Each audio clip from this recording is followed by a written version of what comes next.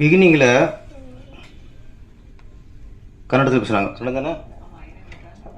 ஆமாம், எனக்கு ஆச்சரியம் போச்சு. பேசுகிறது கவிதா தானா இல்லை பெங்களூர் இறக்குமதியா அப்படின்ட்டு ஒரு டவுட்டு. இவ்வளோ அழகாக கன்னடம் பேசுகிறாங்களே.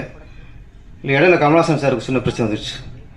அதில் பயந்து போய் கன்னடம் கற்றுக்கிட்டாங்களா? ஏகப்பட்ட கேள்வி. ஆனால் அதுக்கப்புறம் தமிழில் கொஞ்சம் பேசி நான் தமிழிச்சு தான் அப்படின்ட்டு நிரூபிச்சிட்டாங்க. கதாநாயகன் நீங்கள் அமைதியாக இருந்தாலே அழகு, பேசணும் அவசியமே இல்லை. அவருக்கு தமிழில் பேசுகிறதா இங்கிலீஷில் பேசுகிறதா இல்லை தமிழ்நாட்டில் வந்து கன்னடம் பேசுனா தப்பாக போயிடுமா, இத்தனை கொஸ்டின்.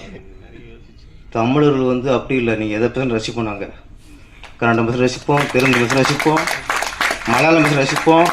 எங்களுக்கு மொழியே பிரச்சனை இல்லை. தமிழர்கள் மாதிரி பெருந்தன்மையாலும் யாருமே இல்லைங்க. இங்கே திறமை தான் முக்கியம். எங்களுக்கு பிடிக்கணும், அவ்வளோதான். ரஜினி பிடிச்சி போச்சுன்னா அங்கே சூப்பர் ஸ்டாராக கொண்டாடிடுவோம். சரோஜதேவி பிடிச்சி போச்சுன்னா கன்னட க்ளீனாக பட்டம் வைப்போம். அங்கே வைப்போம், தைரியம் வைப்போம். கன்னட க்ளீன்ட்டு கன்னட பைங்கில் அவர் தேவராஜ கட்ட வச்சிருக்காரு. அவங்களுடைய அந்த காலகட்டம்ல நம்ம சிம்ரன் கிருஷ்ணா கட்ட சொல்லுவோம். பானுமதி சரோஜதேவினா அவர் பட்டம்லாம் அவர் கட்ட சொல்லுவார். என்னன்னா கன்னட பைங்கிலி. நீங்கள் அங்கே நாங்கள் எங்கள் தமிழ் பொண்ணை நடிக்க வைக்க அனுப்புகிறோம். நீங்கள் தமிழ் பைங்கிலி இங்கே பட்டம் வைப்பீங்களா? யாராவது? நாங்கள் வைப்போம்யா. வைப்போம் இல்லைண்ணே?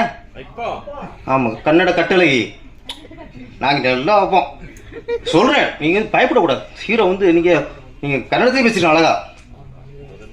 பாருங்கள், நீங்கள் இங்கிலீஷ் பேசும்போது இங்கே யாரும் கைதட்டலை. ஆனால் கன்னடம் பேசும்போது அங்கே எல்லாரும் கைதட்டோம். அதான் தமிழர்கள்.